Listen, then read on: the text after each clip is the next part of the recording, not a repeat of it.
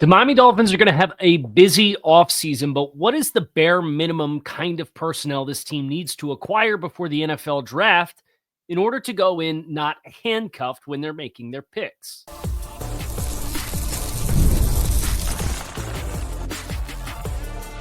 You are Locked On Dolphins, your daily Miami Dolphins podcast, part of the Locked On Podcast Network, your team every day. All right, Miami, welcome to another episode of Locked On Dolphins. It is your team every day here on the Locked On Network. I'm your host, Kyle Krabs, a lifelong Miami Dolphins fan, host of Locked On Dolphins, co-host of Locked On NFL Scouting, author of Touchdown Miami, and the NFL Draft lead for the 33rd team. I want to give a special shout out and welcome to our everydayers, because it is your team every day. We don't just say it, we live it here on the Locked On Network. Today's episode of Locked On Dolphins is brought to you by FanDuel. Right now, new customers can get $150 in bonus bets if your first $5 bet wins. Download the app or head over to FanDuel.com to get started. Bet with FanDuel, an official partner of the NBA. Welcome to today's show. We are looking at what kind of numbers the Dolphins need to land in free agency as far as how many starters, what starters at what position, not to fill out a completely competitive roster. Because that is a more long-term, full off-season cycle post-June 1st signings. Do you make any moves that open up more salary cap savings for you post-June 1st? Those are the kinds of decisions that make for a full off-season plan. But right now, I want to focus on what do the Dolphins need to accomplish in March to ensure that when they come on the clock with the 13th overall pick, they don't feel obligated to pick a single position with their first pick, because that is the first-class ticket in a lot of different ways to disappointment with the NFL draft, is to draft exclusively through the lens of what do I need to fill out my roster. I don't have a player that's capable of being a starter at position X for me. So we have to draft one, because that's how you take lesser talent as compared to taking the best players, which in the long run is how you're going to assemble the best team, right? There's a short-term and a long-term calculus the Dolphins have to thread the needle on, which won't easily be achieved. But I think you can look at where this team has expiring contracts, and you can look at where this team needs upgrades, and you can kind of come up with a digestible to-do list for the month of March when the league calendar year opens and free agency starts. I want to start on the offensive side of the ball by acknowledging the players who are expiring contracts at each position on that side of the ball. And then we'll get into what do you need before the draft to be able to say, hey, look, we'd really like to add another offensive lineman somewhere along the way here, but we're not so pigeonholed that we have to draft somebody to play guard for us at 13. As just one hypothetical example for no particular reason whatsoever, because it's definitely not the thing that a lot of Dolphins fans immediately get the knee-jerk reaction if you give them a mock draft that doesn't have an offensive lineman at 13. So, quarterback Tyler Huntley, expiring contract for this football team. At running back, Jeff Wilson is the expiring contract for players that were on the 53 roster this past year. Jack Stahl at tight end, who the team added off of waiver claims. Wide receivers, River Craycraft, D. Eskridge, Braxton Berrios, with Anthony Schwartz as a restricted free agent, and same with Grant Dubose, who's an exclusive rights free agent. You could strategically make decisions there and bring those restricted free agents back without any competition from the league, because you have, they are restricted. You have additional rights to retain the player, even though he's an expiring contract. The good news is through that list, Tyler Huntley, Jeff Wilson, Jack Stahl, River Craycraft, the D. Eskridge, Braxton Berrios, Grant Dubose, Anthony Schwartz. And Grant Dubose is an exclusive rights free agent. You can lock him in, and it's about $1 million for a salary next year. Anybody you're losing sleep over in that regard? Probably not. Some upgrade opportunities available to you, of course. Some players that didn't really play for you at all, and that's Braxton Berrios, the Jack Stolls, the Jeff Wilsons, who we wanted to see more of, and it never came around. So the skill players in Miami that are expiring contracts, you feel pretty good about what you have, and anybody you want to bring back, you should have very little competition to bring back. Along the offensive line, Keon Smith is an exclusive rights free agent. I think that's going to be an important name for the Dolphins with their offensive tackle outlook, because you also have Kendall Lamb and Jackson Carman as expiring contracts. Personally, would never be mad if I never saw Jackson Carman take another snap in a Dolphins uniform again after the Houston game, but that's neither here nor there, and you didn't necessarily put that player in a position to be successful with how he got there and then him having to play. But Kendall Lamb, as a swing tackle, played an important role for you. Keon Smith is somebody who has shown a lot of promise the last 2 years, really, but this past year went down with an injury in the preseason. Interior guys, Isaiah Wynn, Robert Jones, Liam Eichenberg, all expiring contracts. So you have Jones, Wynn, technically Keon Smith, Liam Eichenberg, Kendall Lamb, Jackson Carman. You have 6 expiring contracts with your offensive line. The good news is this is a group that everybody wants to remake. You're going to have the opportunity to do that. You're going to have an opportunity to put this thing back together in a new way, because players that are under contract that don't really have questions about whether they're going to be here next year or not, it's all those expiring contracts. But then you have to put Tron Armstead in that bucket too. So you're looking at Patrick Paul as a second-round pick from last year's draft, Austin Jackson as the incumbent right tackle. His value was proven when he was off the field for you the second half of the season. Aaron Brewer, Andrew Meyer, the undrafted free agent who made the 53-man roster. They very clearly see something they like in Meyer. And then Braden Daniels, a former mid-round draft choice out of Utah, played tackles, converted to play inside at guard. Fringe 53 caliber type of player, really, when it's all said and done.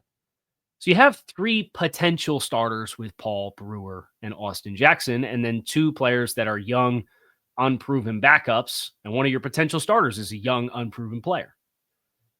So what do you have to get locked in? I think this is where it's important to remember what kind of numbers teams usually carry on a 53. I think this is important to count who you should be counting on to be parts of the 53 out of this group, knowing full well you're going to go into the draft and you'd be negligent to not draft at least one offensive lineman at some point, and probably multiple, for competition in the room. How many do you need to sign? How many do you need to sign at these other positions on the offensive side of the ball? We're going to get into that next here on Locked On Dolphins, so make sure you stick with us.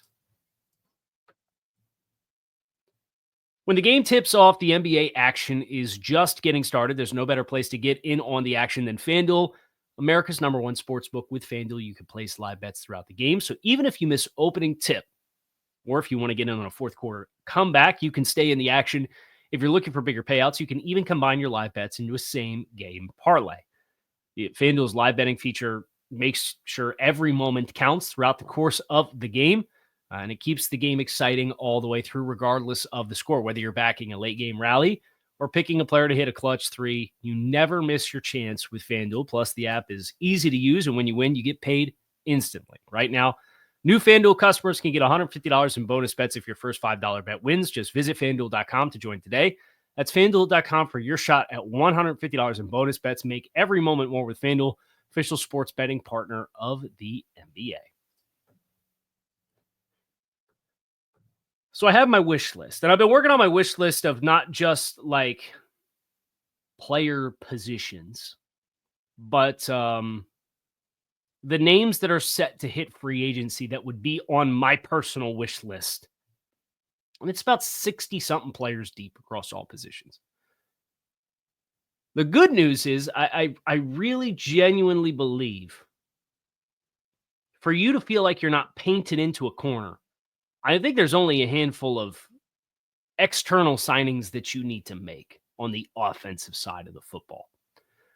If it were me, I would be exercising my exclusive rights free agent rights for both Grant Dubose and Keon Smith. And I think that, Keon Smith can be one of your top 4 tackles right? And if you say you move on from Teron Armstead, if you have Patrick Paul, Austin Jackson, Keon Smith, you need another tackle eligible player to feel like you have the depth that you need there. And most teams carry 3 or 4 offensive tackles on the 53 because most NFL teams are carrying 8 or 9 offensive linemen.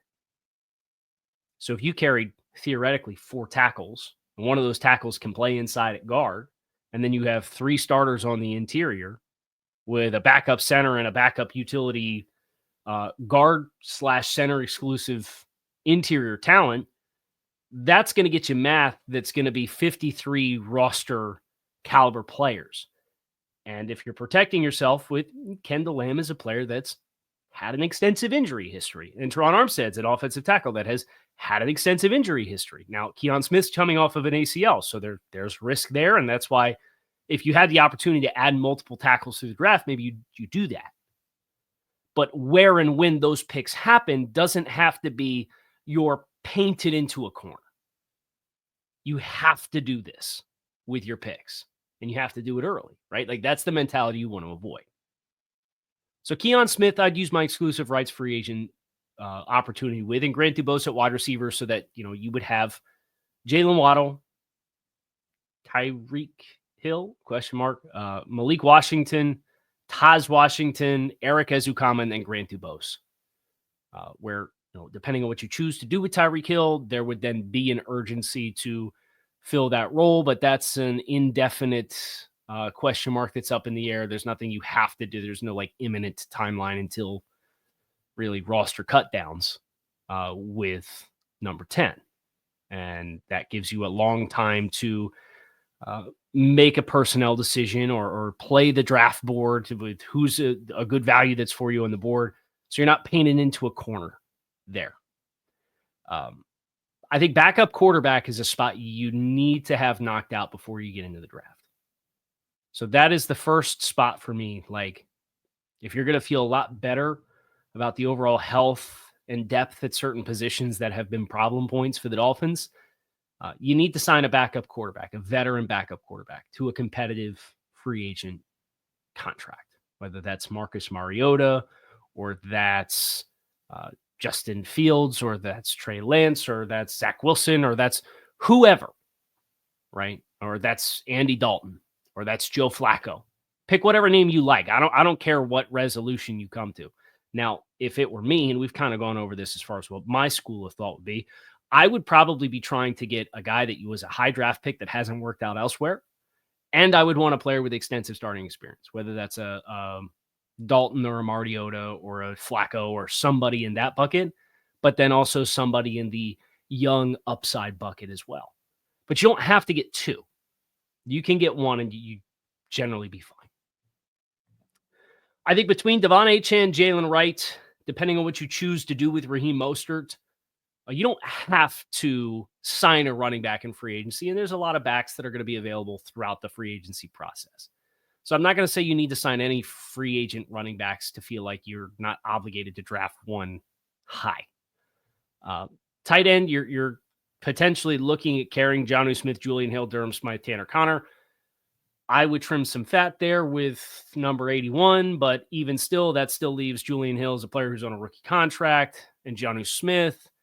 You can find value in free agency.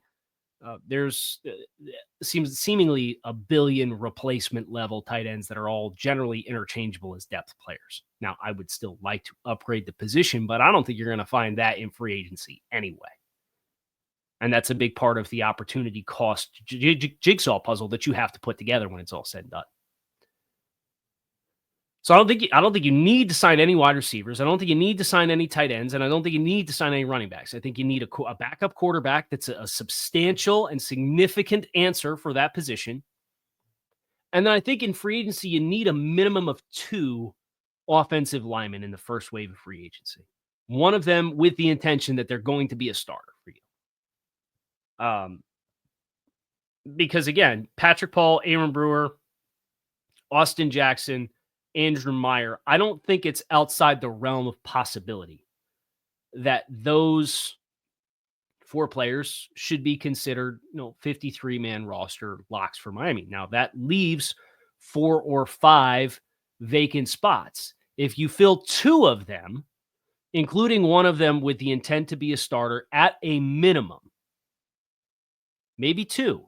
No, maybe the second one that you sign is a utility player that has experience starting at tackle and experience starting at guard at the NFL level. Because that way it gives you flexibility when you get to the draft to say, okay, do we like our tackle options? Do we like our guard options? Do we like our utility swing player options here? In which case we could take this veteran player that's started at both spots and pick which spot we want to put him in and pencil him into the starting lineup. I just think the worst thing that you could do other than go into the draft with a predetermined mindset is to overcommit in free agency when there's investment opportunities that are available to you. And then you don't pick the best player opportunities in the draft because you've overinvested where there's a surplus or an opportunity for you to invest in the draft. And you don't want to invest too many assets into this area of your team. Like, that's the tightrope that you got to walk. So if you told me they signed 3, I wouldn't have a problem with it, especially if one of them's like, if you brought back Robert Jones with the intent that he's going to be your 8th or 9th offensive lineman on the depth chart, you sign a free agent starter, and then you sign somebody who's capable of being a starter at the other guard spot, but maybe has tackle experience. I think that takes a lot of the pressure off of, oh my God, what do we do at 13? How are we going to get better on the offensive line? Now, you could very easily tell me they signed 4 free agents and there are varying degrees of financial commitments, and maybe one guy's a upper third salary at the guard position, and another guy's a $4 or $5 million a year player, and then another guy's a utility swing tackle type, and then somebody is another Braden Daniels type player, and they get all of that done in the first wave in free agency, and I'd be totally cool with that too.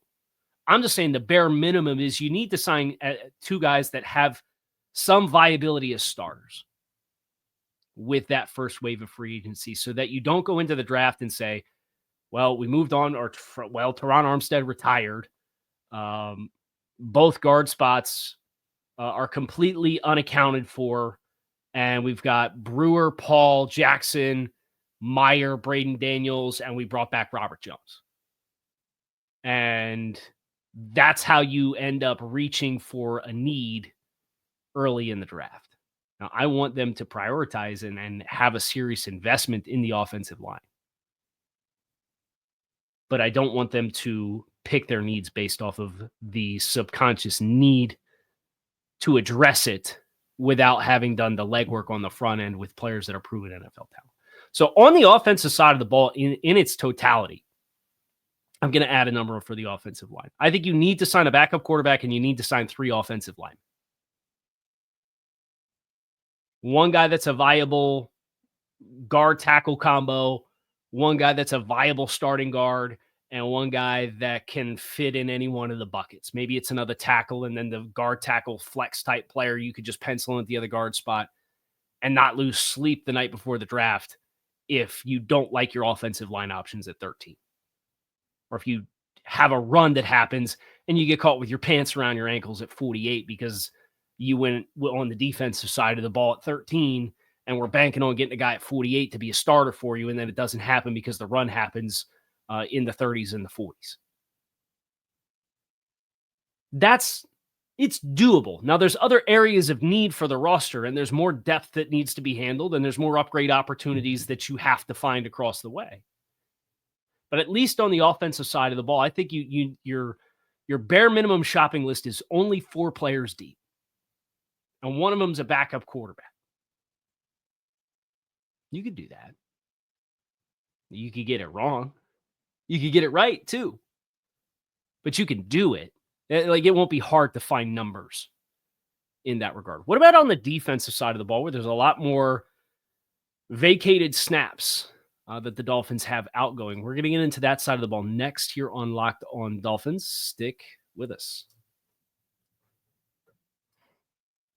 Football season may be over, but basketball is in full swing, and there's no better way to stay in on the game than with Prize Picks, the best place for daily fantasy sports. With Prize Picks, you pick more or less on at least 2 player stat projections, and if you're right, you can win up to 1,000 times your cash. This week, you could look at Jason Tatum going for more than 29 points. Best part is Prize Picks is quick and easy. You can set up your lineup in less than 60 seconds, and their fast and secure withdrawals mean you get your winnings in as little as 15 minutes. Download the app today. Use promo code LOCKEDONNFL to get $50 instantly after you play your first $5 lineup. That's Locked On NFL for $50 instantly after you play your first $5 lineup. Prize Picks, run your game. We're going to run over to the defensive side of the ball, where the to-do list is deeper and more significant than what I think your bare minimum shopping list on the offensive side of the ball is, which is a backup quarterback and 3 offensive linemen. For me, personally, to feel like I'm not painted into a corner going into the draft. Expiring contracts. You have Calais Campbell, Benito Jones, Deshaun Hand, Cam Brown. Quentin Bell is a restricted free agent. Duke Riley, Anthony Walker, Tyrell Dodson, Emmanuel Ogbah, Tyus Bowser, Cameron Good is an exclusive rights free agent. Both starting safeties, Jordan Poyer, Javon Holland, plus Elijah Campbell. Kader Kohu is a restricted free agent, and Saran Neal. That's it. It's only about half the names on your defense depth chart. Here's the good news, though. I think 2 players that played meaningful snaps for you, that are young players that showed promise, you will have the right to potentially protect yourself from those players being outgoing, because just like I would do with Keon Smith and Grant Dubose, Quentin Bell and Kader Kohu, you can take advantage of with some of the leverage of them being restricted free agents. Now, Kader Kohu, it's interesting because there's 3 options for restricted free agents, not exclusive rights free agents, but restricted free agents. You can register them as a first-round tender, which is a flat dollar rate. And then if any team negotiates with that player and signs them to an offer sheet, you can match it. Or if you choose not to, the other team has to give you a first-round pick. You can do a second-round tender level, where same thing. There's the team can sign them to an offer sheet. You have a chance to match. If not, you get a second-round pick in return. And then there's an original round tender option, which is tough for Kader Kohu because he was an undrafted free agent. So there is no original round tender. So, if a guy was a 4th-round pick and you do the original round tender and you don't match an offer sheet, you get a 4th-round pick back. Well, Kader Kohu, that doesn't exist. So you're probably talking about at least a minimum of a 2nd-round tender, which is what I would probably use for Kader Kohu. I would use the 2nd-round tender. Value is a restricted free agent for him. Quentin Bell, I would probably I think you could probably save some money there and just negotiate like an authentic extension deal for him for $1.5 or $2 million, and continue to have him be a player that's a depth player in your depth chart. But I do think your shopping list, as far as not being painted into a corner for the bare minimum of things that you need, it is more substantial. And I think you need like twice as many starters added in free agency on the defensive side of the ball as you need on the offensive side of the ball. This number could be bigger depending on what the team chooses to do with Bradley Chubb. Although I think even if you move on from Bradley Chubb, you still have Jalen Phillips, Chop Robinson, Muhammad Kamara, Cameron Good as a restricted free agent. You have Grayson Murphy as an undrafted free agent who popped for you a little bit. You'd like to add another name there, but I don't think you're so painted into a corner that it puts you in such a bad way that you would have to reach on an edge player at 13 if it wasn't the best value that was on the board. I think you need 2 interior defensive linemen at a minimum. Now, your expiring contracts there are Hand, Benito Jones, Calais Campbell. You need to replace at least, I think, 2/3 of those before the draft. One of them ideally would be a starting nose tackle, which is a lower value position. Shouldn't be hard to find. But then the other one of those players, whether that's bringing Deshaun Hand back or whether that's going outside the pool and getting a player that maybe you feel like can help you in a platoon to have the depth needed to replace a Calais Campbell and then be better when you have your rotational guys out on the field. But at a minimum, I think you need 1 starter and one rotational talent available to you from the interior defensive line group. I think you need to sign a starting linebacker in free agency, just because you would hate to, for a position that carries as so few names as what linebacker does. If you signed Jordan Brooks, you let Duke Riley, Tyrell Dotson, and Anthony Walker all walk, and your other linebacker is Channing Tindall, and you went into the draft, and it was Jordan Brooks, Channing Tindall, and say hypothetically a Curtis Bolton, who was with the team last year as a special teams guy, didn't make the roster, but showcased himself well in the preseason. How do you not look at that position and say, man, like, I don't know how long we can wait. We might only get 2 swings of the bat at a linebacker. So now you're either talking about drafting a linebacker at 13, or you're hoping that, between Jahad Campbell and Carson Swessinger, one of those guys is on the board at 48. And if they're not, then you're reaching on Demetrius Knight from South Carolina, who I like as a player. I got a 3rd-round grade on him. But if you're drafting at 48 because that's what your linebacker room looks like, I think you're really putting yourself in a bind. So the good news is, just like nose tackle, it's one of the more devalued positions across the league. But I think you need to sign somebody with the intent that they are a starter. And then if you end up having a Carson Swessinger from UCLA who's on the board at 48, and you feel like that's the best available player, you could still take him. And then if he beats out whoever you sign for $4 or $5 million to be your starting linebacker, it's not a backbreaker for your salary cap and from a sunk cost perspective. And you can handle having 3 starting caliber linebackers, because there can be certain personnel groupings where it might make sense to have 3 starting linebackers out on the field, which the Dolphins really didn't have once Anthony Walker started getting hurt, and it was Brooks and Dotson, and Duke Riley's your third. If your third linebacker was an improvement over Duke Riley, I think you'd feel good about it, right? So I think to protect yourself from that psychology at that position, you really want to find a starter at that spot. Same thing with nose tackle. Now, nose tackle, there's a lot more like depth in the draft class as far as options that you could land.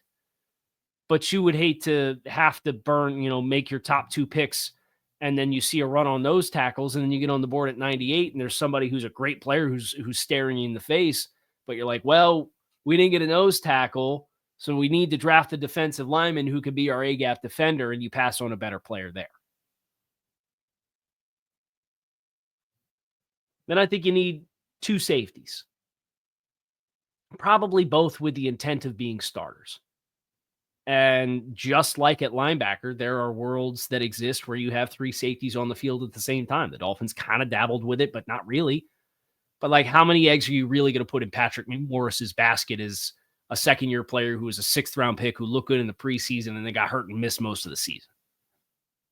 If you told me Patrick McMorris was stepping into Elijah Campbell's role as the 3rd safety, I'd say, okay, like, bet on your player development there. Year 2 in the system, he did look good. Like, great.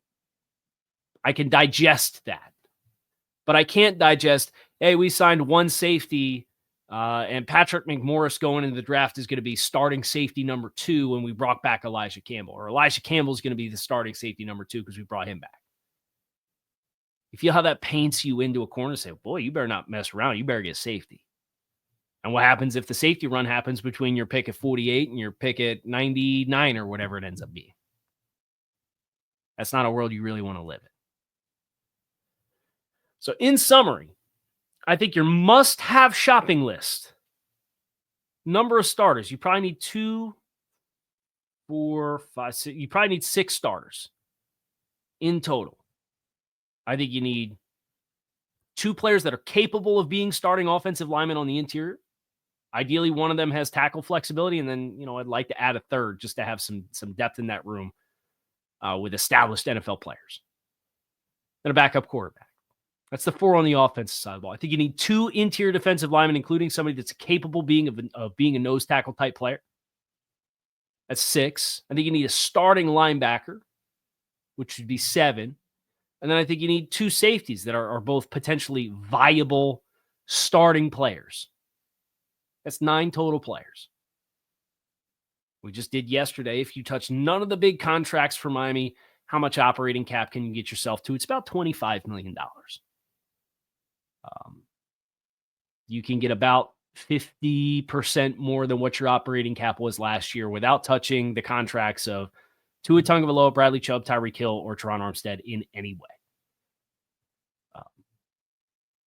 So I think you can go shopping. When you consider they signed Poyer in free agency last year, they signed Anthony Walker in free agency last year, they signed Benito Jones and Deshaun Hand in free agency last year, they signed Jonnu Smith in free agency last year, and Amber Brewer in free agency last year, Jordan Brooks in free agency last year. Like, they covered that kind of ground, and it gives you some more because you have about 50% more operating budget without touching the big contracts, never mind what you do with the big contracts. You should be able to have, at a minimum, a similar budget in free agency than what you had last year. And the players that you're pursuing, starting guards, a nose tackle, a starting linebacker, starting safeties, they're not top of market. They're not the premier paid positions. So you should be able to get some tier 2 caliber talents. Maybe not a tier 1 player that's going to cost you $18 million. So this can be done. And I think the must-have shopping list before the draft is much more easier to digest than just, here's how many outgoing snaps you have, here's how many missing starters that you're going to have off of last year's team, here's all the things that you need, here's all the needs on the roster. You start looking at it like that, your head starts spinning, the steam starts coming out of your ears, you start losing your you-know-what, right? And we don't want that. I don't want anybody to lose their you-know-what. So looking at it in pieces, what kind of salary cap can you create? What kind of long-term flexibility can your big contract decisions make? What's your must-have before the draft? And that puts you in a position to just pick the best players in the draft, because best players is what's going to move the needle for this franchise in 2025 and beyond. And then there's a whole wave in June and July in free agency. It happens as well. And we'll tackle all of it as it comes. But that's going to do it for us here today and this week on Locked On Dolphins. Hope everybody has a great weekend ahead. Come back, see me again on Monday. We got more Locked On Dolphins coming your way. Go Fins.